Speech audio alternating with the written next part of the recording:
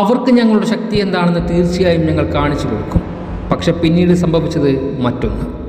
Real മാഡ്രിഡിനെ ഞങ്ങൾ വീണ്ടും പരാജയപ്പെടുത്തും, തിരിച്ചു വരാൻ ഒരു അവസരം പോലും നൽകാതെ. എന്നിട്ട് സംഭവിച്ചത് മറ്റൊന്ന്. എനിക്കത് ഏറെ എളുപ്പമാണ്.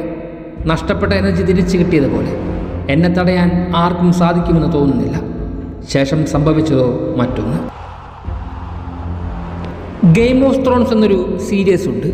അത് കാണാത്തവരായി ആരും തന്നെ ഉണ്ടാകില്ല. അതിനകത്തൊരു രാജാവുണ്ട്, ദ കിങ് ജോഫ്രി ബാരത്തിയോൺ. യഥാർത്ഥത്തിൽ ആ കഥയിൽ ഉടനീളം വെറുപ്പുളവാക്കുന്ന ക്യാരക്ടർ, സ്വയം പ്രഖ്യാപിത രാജാവ്. അത്തരത്തിൽ തന്നെയാണ് യമീൽ യമാലിൻ്റെയും അവസ്ഥ. അവിടെ ഒരു സേഴ്സി ഉണ്ടെങ്കിൽ ഇവിടെ അത് പിതാവാണ്. ചുരുങ്ങിയ സമയം കൊണ്ടും പ്രായം കൊണ്ടും ഫുട്ബോൾ ലോകത്തെ വിറപ്പിച്ചവൻ, നാളെ അതിൻ്റെ അധിപനാകുമെന്ന് കരുതുന്നവൻ. അല്ല, തീർച്ചയായും അത് സംഭവിക്കുക തന്നെ ചെയ്യും.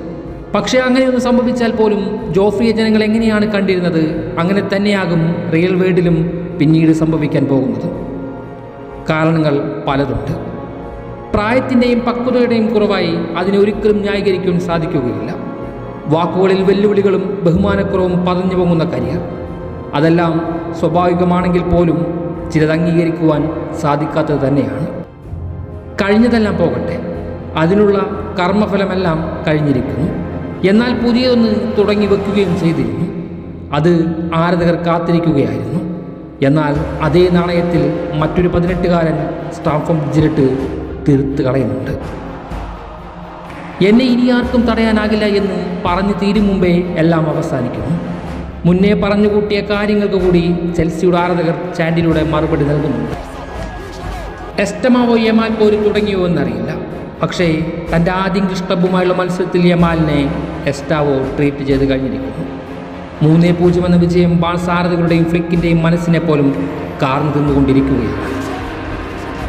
ഒരുപക്ഷെ ഒന്നും വിലയിരുത്താറായിട്ടില്ല. മാന്ത്രികത നിറഞ്ഞു തുളുമ്പുന്ന കാലിനുടമയായ യമാൽ തിരികെ വരിക തന്നെ ചെയ്യും. പക്ഷേ അതിന് ചിലത് പഠിക്കാനുണ്ട് എന്ന് മാത്രം. മാഡ് കിങ്ങിൻ്റെ കഥ പോലെ അവസാനിക്കാതിരിക്കണമെങ്കിൽ.